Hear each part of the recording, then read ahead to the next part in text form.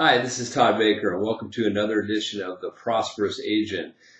Today is November 30th, 2012, and I'm broadcasting today from my home office in Prosper, Texas, and glad you can join me. And first off, I want to apologize. It's been a few weeks since I've had a show. It took a few weeks from with the holiday season and sort of getting wrapped up for month's end, and really looking forward to a wonderful new year and just a very Merry Christmas. I'm already in the Christmas spirit, and we're well ahead of schedule with all of our shopping and decorations, so that's pretty cool. We can just relax, enjoy the season. But anyways, I wanted to talk to you about today with what I put in the show headline, which is posing a question, and I want you guys to really consider this. Will the next 30 days, can it affect your whole next year? And let me tell you what I mean by that. This business traditionally, like many businesses, is seasonal. And our slow season is typically January and February. I mean, those are usually the slower seasons. You have the holidays that kick in, and people check out from the 23rd to about the 10th or 15th of January, so you lose almost a month there. That affects February, and it's not till March till it really picks up again. That doesn't mean there's not transactions and business to be had, but it's slow typically.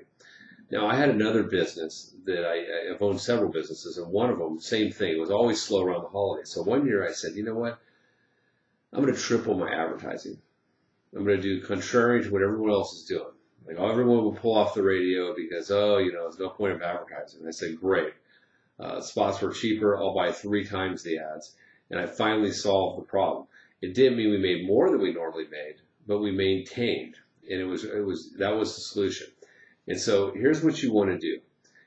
Knowing that people are going to check out. I know you have a pipeline of people now. Your goal is to keep them excited and a reason to buy, even if it's closing the day after Christmas. Unless they're going to be out of town or something like that.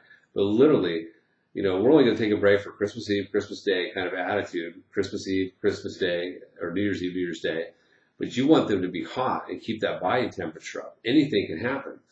And so what I've been telling everybody is, look, and here's the script, is look, hey, this is the best time to buy, especially right now where the market's so hot in North Texas.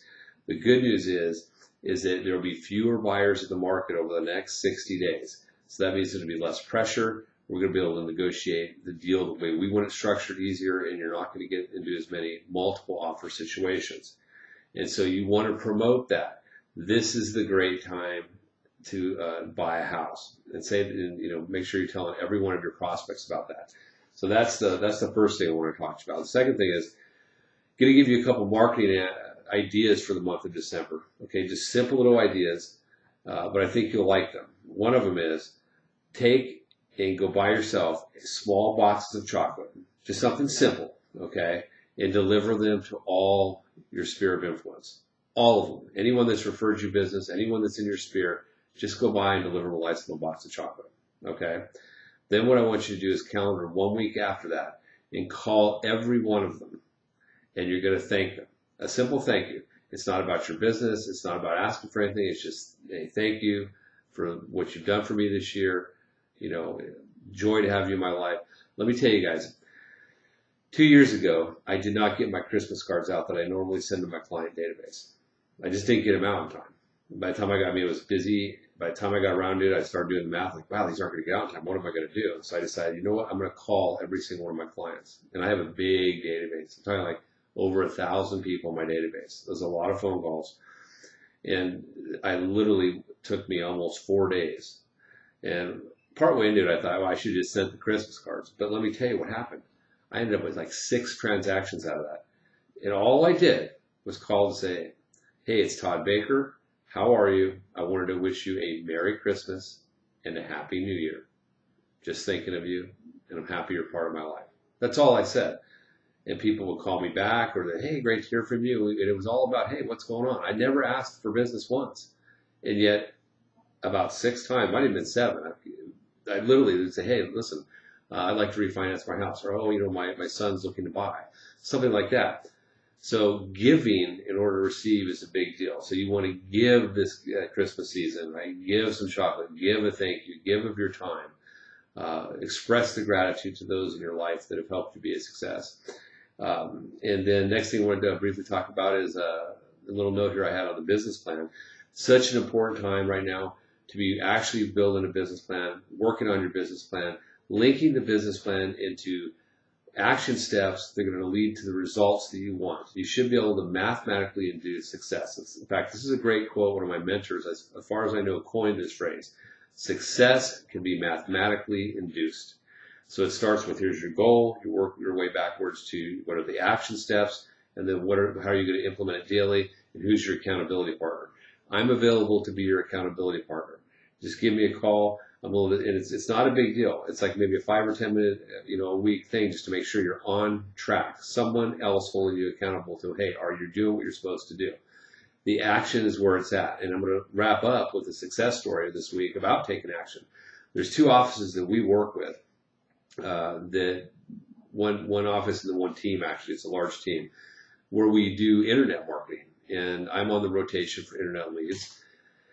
And I know I shared that with some of you, and some of you we do the internet. So let me share what happened just this week. As I dug out from Thanksgiving and got caught up, what happened was was making these outbound calls. I got a hold of someone, and they admitted to me they were a real estate agent just looking on our website that we had. And so we got to chatting, and that ended up in doing an appointment. Next week, we're meeting at Starbucks for a cup of coffee to see how I might be able to assist her in building her business. And about 3 calls later, I had another agent. Now, this is an amazing story. Okay, so I get another agent, and I was thinking, wow, that's weird. 2 agents out of 4 calls. That had never happened like that. But then this agent said, Todd, this is perfect timing. I'm actually new to the business. I have a buyer, and they need financing right now. I mean, this is like some crazy story you hear about, right? I'm okay, well, that sounds good. So she quickly connected me to the prospect, whose name is Jacqueline. So I called Jacqueline up, got the initial mortgage planning package out. She sent it back. I did the initial credit analysis. The credit's good enough. And right now I'm on the verge of issuing a loan approval for $140,000. This new agent is not just any new agent. She's a former principal. She retired. She wants to go into real estate and be entrepreneurial. And she knows a lot of people. And she needs help. So not only am I helping her with this transaction, but she's now invited me to speak to her whole office. Now, that came from something I've talked about in earlier episodes, and that I'm going to talk about a lot. There's going to be certain themes that I'm going to hit on every time I do this show. One of them is daily affirmations. Every day I get up, there's certain things I say. There's certain things I put into my mind that I believe and that I want to attract to me. I want to attract people that I can help in life. I have a goal of having a legacy of homeowners that are debt-free and have achieved financial independence. And what I say every morning is I want to attract those folks into my life that can help me help those people achieve their goal. A la Zig Ziglar, who rest in peace, passed away this week. It's the same thing. And then lo and behold, boom, out of the blue, you're making some cold call off an internet lead. And 10 minutes later, you've got a buyer and you've got a contact to an entire office. It's an amazing story. That happened because I did the affirmation and then I did something else. Take action. The power of the subconscious mind, the law of attraction, the power of affirmation, all of these things we hear about, they work great, but there's a second component. You have to take the action. Okay, so get busy this week, hand out those chocolates, make those thank you calls, and I'll see you next week. Hope you have a wonderful week. Bye-bye.